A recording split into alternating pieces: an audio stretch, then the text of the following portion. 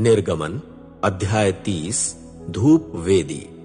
धूप जलाने के लिए एक वेदी बनाना। तू उसको बबूल की लकड़ी का बनाना। उसकी लंबाई 45 सेंटीमीटर और चौड़ाई भी 45 सेंटीमीटर होगी। वह वर्गाकार होगी। उसकी ऊंचाई 90 सेंटीमीटर होगी। उसके सींग उसी टुकड़े से बनाए जाएंगे। तू उसके ऊपरले ढक्कन, उसके चारों ओर के बाजुओं और उसके सींगों को शुद्ध सोने से मढ़ना। उसके चारों ओर सोने की भित्ति बनाना। उसके लिए सोने के 2 कड़े बनाना। उन्हें भित्ति के नीचे दोनों ओर बाजुओं में लगाना। वे डंडों के जकड़ पट्टे बनेंगे जिससे वेदी उठाई जा सके। तू डंडों को बबूल की लकड़ी का बनाना और उन्हें सोने से मढ़ना। वेदी को साक्षी मंजूषा के सामने लटके हुए अंतःपट के आगे रखना, अर्थात साक्षी मंजूषा पर रखे हुए दया आसन के आगे, जहां मैं तुझसे मिला करूंगा। हारून वेदी पर सुगंधित धूप जलाएगा। प्रतिदिन सवेरे जब वह दीपकों को सजा कर रखेगा तब उसको जलाएगा।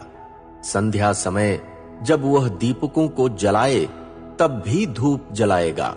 यह धूप पीढ़ी दर पीढ़ी प्रभु के सम्मुख निरंतर जलाई जाए।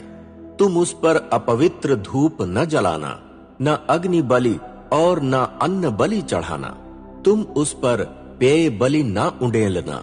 हारून वर्ष में एक बार उसके सींगों पर प्रायश्चित करेगा।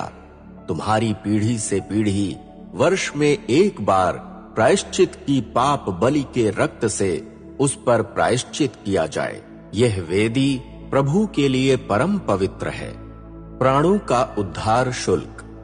प्रभु मूसा से बोला, जब तू इजरायली समाज की जनगणना करे तब प्रत्येक व्यक्ति गणना के समय अपने प्राणों के उद्धार का शुल्क प्रभु को देगा, जिससे गणना के समय उस पर किसी महामारी का प्रकोप न हो।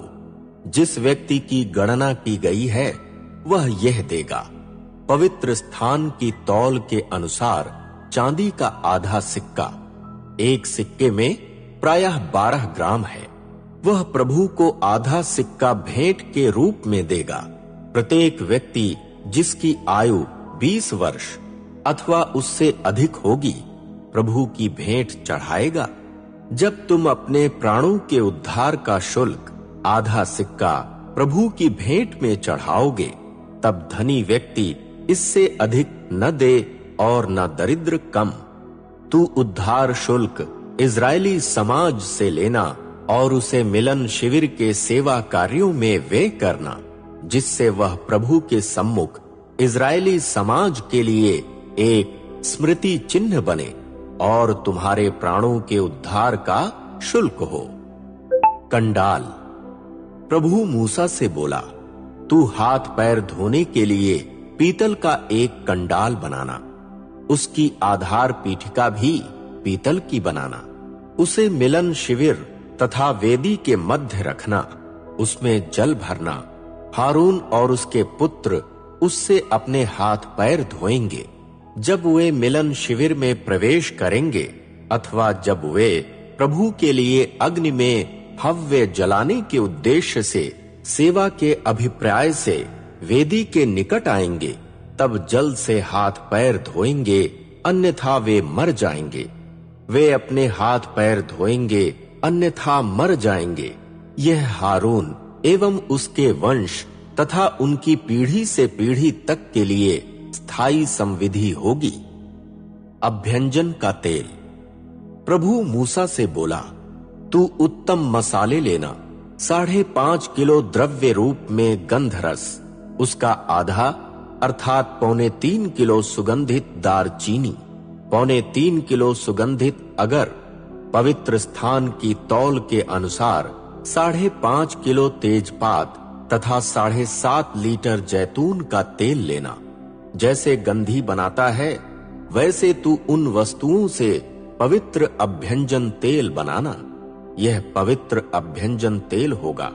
तू इससे मिलन शिविर एवं साक्षी मंजूषा, उसके सब पात्रों सहित मेज, उसके सब सामान सहित दीपाधार, और धूप वेदी, उसके सब सामान सहित अग्नि बल की वेदी, और आधार पीठिका सहित कंडाल का अभ्यंजन करना।